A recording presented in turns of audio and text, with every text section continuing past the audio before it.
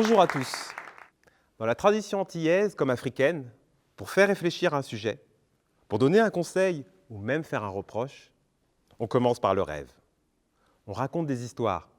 Cela permet d'ouvrir un imaginaire commun afin de cheminer ensemble. Au moment de mourir, un homme demande à Dieu : quelle est la différence entre l'enfer et le paradis ? Dieu lui propose de visiter les deux endroits pour se rendre compte par lui-même. Ils partent en enfer. Ils prennent un chemin, traversent un champ, montent une colline et ils arrivent sur un village en bord de falaise. Ils marchent au centre du village. Les rues sont propres et soignées. Il y a de très jolies maisons. L'homme se demande s'il est vraiment en enfer. Il rentre dans un restaurant et là, un maître d'hôtel s'approche. Il leur attache fermement chaque bras avec des tiges de fer. L'homme s'installe à table. Les plats arrivent. Ils ont l'air délicieux. Tous plus succulents les uns que les autres. L'homme regarde autour de lui et tout le monde essaye de manger, mais avec les bras tendus, les plats tombent au sol, tout le monde s'énerve, ça râle. Alors l'homme se retourne vers Dieu. « Ça y est, j'ai ma réponse, c'est les tiges de fer, c'est ça le problème. » Dieu sourit et lui propose d'attendre la seconde visite. Ils partent pour le paradis. Ils traversent un champ, puis une forêt. Ils arrivent sur une plaine et là, il y a un village bordé par une rivière et un grand lac. Ils marchent jusqu'à l'entrée du village et là, ils rentrent dans un restaurant. Un maître d'hôtel s'approche et leur attache fermement les bras avec des tiges de fer. L'homme s'installe à table, les plats arrivent, ils ont l'air succulents, plus succulents les uns que les autres, appétissants. Il regarde autour de lui et il voit chacun, tout le monde, deux par deux, s'installer, l'un en face de l'autre, et chacun prend un plat et donne à manger à la personne en face de lui. La collaboration, nous y voilà. Nous avons tous connu des projets cauchemardesques où tout le monde se bouffe le nez pendant des semaines. Comme des projets où c'est magique, on a l'impression d'être entre amis et en famille. En 15 ans d'expérience, j'ai commis suffisamment d'erreurs dans le domaine de la collaboration pour venir partager mon expérience avec vous. On peut dire que moi aussi, j'ai connu l'enfer comme le paradis.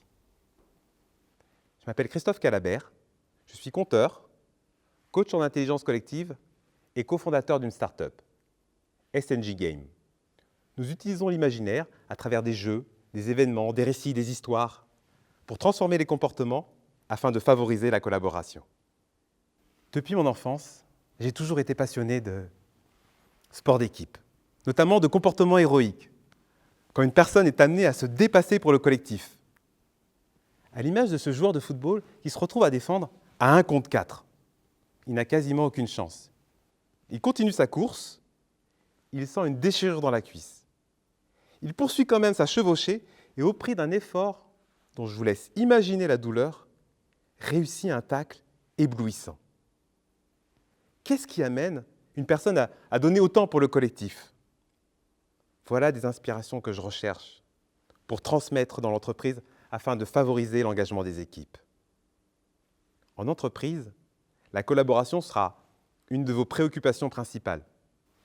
Trouvez les ressorts qui permettent à chacun de trouver sa place, aux équipes de travailler ensemble, de s'entraider, sera la clé de la réussite de vos équipes, de vos projets et la vôtre. Il y a quelques années, il y a 4 ans exactement, j'ai mené une enquête auprès de mes collègues au sujet de la collaboration, de la coopération, de l'intelligence collective, en termes de définition et d'expérience. Je me suis aperçu que pour la plupart de mes collègues, ils ne percevaient pas la différence entre coopération et collaboration. Et pour être honnête, je l'ai découvert moi-même à travers ce travail. Je me suis rendu compte aussi que pour la plupart d'entre eux, ils n'avaient pas vécu d'expérience collaborative. Ils n'avaient pas d'imaginaire ouvert sur la collaboration. Ils n'avaient pas eu cet effet « waouh » de travailler ensemble. Alors pour leur faire comprendre l'importance de la collaboration, j'ai décidé de leur raconter une histoire. Mon histoire.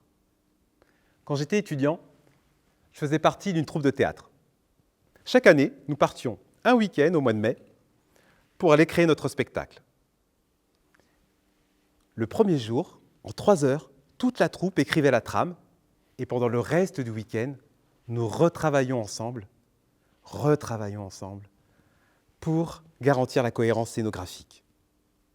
La 3e année, quand je suis rentré chez moi, je me suis aperçu que si le spectacle comportait une scène importante pour tout le monde, pour moi, je n'avais rien à défendre. Je n'avais pas trouvé ma place réellement dans le spectacle. Je n'avais pas trouvé le moment, le courage pour défendre mes envies, mes opinions. Alors, après une semaine de tiraillement, j'ai expliqué ma situation à ma troupe. Je leur ai dit, la boule au ventre, que ce n'était pas juste pour moi de continuer. Alors, je m'étais préparé aux reproches de ne pas m'être suffisamment investi, de ne pas avoir alerté suffisamment tôt. Je m'étais aussi préparé au chantage affectif. Christophe, quand même, après tout ce temps passé ensemble, tu pourrais faire un effort. Mais pas du tout. À mon grand étonnement, la troupe n'a pas du tout réagi comme je l'aurais imaginé.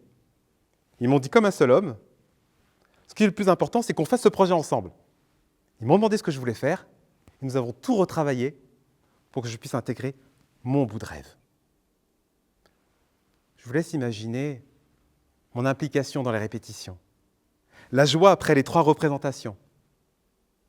Pour moi, d'avoir réalisé mon rêve, et pour eux, de m'avoir permis de le faire. Si j'avais décidé de continuer sans avoir rien à défendre, sans envie, j'aurais coopéré, comme le violoniste coopère sous le regard du chef d'orchestre. J'aurais fait de mon mieux, c'est sûr, mais ce projet n'aurait pas été le mien. Quand la troupe a décidé d'intégrer mes opinions, mes envies, ils ont décidé de collaborer avec moi. Je faisais maintenant partie d'une équipe et j'étais prêt à tout donner pour elle. Au début d'un projet, c'est important de savoir si nous voulons collaborer ou coopérer, afin d'éviter les frustrations. Alors bien sûr, mes collègues se sont empressés de me dire « Le théâtre, c'est bien, mais ce n'est pas l'entreprise, avec les objectifs, la pression, la performance. Ici, ce n'est pas le monde des bisounours. » Et c'est vrai. C'est vrai qu'en entreprise, on ne quitte pas un projet, comme moi, j'ai failli quitter ma troupe de théâtre. On se désinvestit progressivement, on donne moins tout simplement, absentéisme, manque d'implication, travail bâclé. En entreprise comme ailleurs, la force collaborative est essentielle pour résoudre des problèmes créatifs et complexes, mais surtout pour garantir l'implication de toute l'équipe. Et c'est aussi valable dans les couples. Nous arrivons en couple avec nos envies, nos projets, nos rêves. Si nous coopérons, nous allons passer un temps infini à négocier le contrat implicite, le quotidien, jusqu'à que l'une des 2 personnes prenne le lead et que l'autre se retrouve à vivre les rêves de son conjoint. Si nous collaborons, nous voulons vivre nos rêves, mais nous voulons que l'autre puisse vivre ses rêves aussi. Ce n'est pas facile tous les jours, mais c'est une belle promesse et une belle aventure. Et comme dirait Fernando Pessoa, aimer, c'est donner. Qu'est-ce qu'on peut donner de plus que d'aider l'autre à réaliser ses rêves? Maintenant que l'on a visité l'enfer ensemble, j'ai quand même une question pour vous. Est-ce que c'est l'enfer parce que les gens ne veulent pas collaborer ou ne savent pas collaborer? Pour répondre à cette question, en tant que coach, j'ai développé un modèle d'analyse des interactions collectives. Le besoin de réciprocité. Quand nous donnons, nous attendons quelque chose en retour. Si vous me donnez un cadeau pour Noël, vous attendez à ce que je vous donne un cadeau au retour, ou au moins un remerciement. Quand nous donnons, nous attendons en retour soit de la personne auquel nous avons donné, le premier niveau de réciprocité, soit plus tardivement au niveau du groupe auquel on appartient, le second niveau de réciprocité, soit encore plus tardivement à l'extérieur du groupe. Nous avons besoin d'un retour. Chaque personne a un seuil de réciprocité qui dépend de son histoire, de son expérience avec les autres membres, de sa culture, Et si nous dépassons le seuil, il y a une frustration qui naît.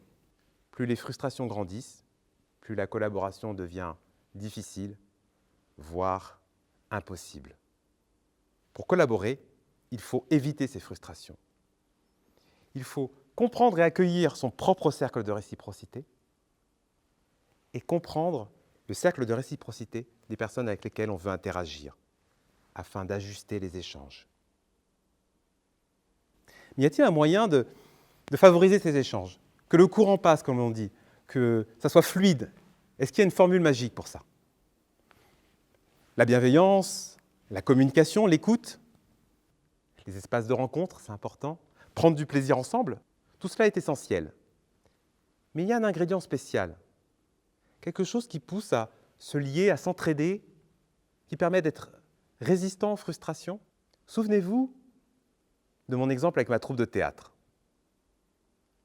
Si vous êtes à l'endroit de vos rêves, si vous faites quelque chose qui vous tient vraiment à cœur, vous rayonnerez et vous aurez envie de le partager avec la terre entière. Et à cet endroit, les autres auront envie de vous rejoindre.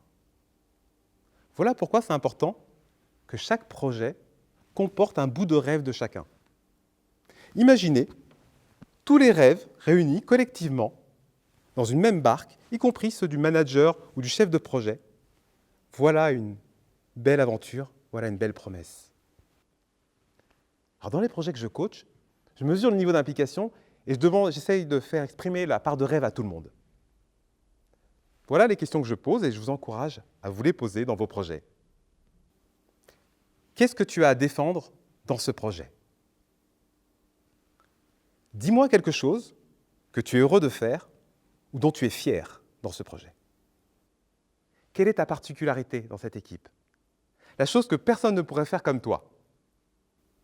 Avec ces questions, je mets en avant pour chacun le fait que la réussite du projet est aussi sa réussite personnelle. Si vous n'avez rien à défendre, si vous ne vous retrouvez pas dans les objectifs du projet, le niveau d'implication baisse ou baissera à long terme. Et je vous laisse imaginer l'impact sur le projet final. Ensuite, je demande à chaque personne, tout au long du projet, ton activité, ton engagement, va-t-elle dans le sens de la réussite de l'équipe ou de ta réussite personnelle? Les projets, l'entreprise, les relations humaines, c'est très complexe. Il y aura toujours des conflits. Mais si vous assurez que chaque personne est impliquée parce qu'elle porte un bout de rêve, a une singularité reconnue par l'équipe et agit pour le bien de l'équipe, alors là, c'est gagné. Pour finir, collaboration et coopération, ce ne sont que des mots. Et vous devez choisir si vous voulez emmener avec vous vos rêves, si vous voulez aider les autres à vivre les leurs, et vous assurer que les rêves de chacun ont bien trouvé une place à bord.